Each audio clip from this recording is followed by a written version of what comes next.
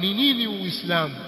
Alistislamu bitawhid, alistislamu lillahi bitawhid, walinqiyadu lahu bitta'a, walbara'atu min ash-shirki wa ahlihi,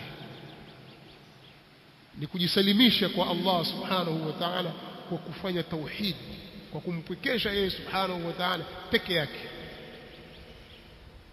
na kuwa mnyenyekevu katika utiifu, kwa utiifu Allah subhanahu wa ta'ala. Likitajwa jambo la dini, umeamrishwa kufanya hivi, haraka unafanya, umekatazwa waacha.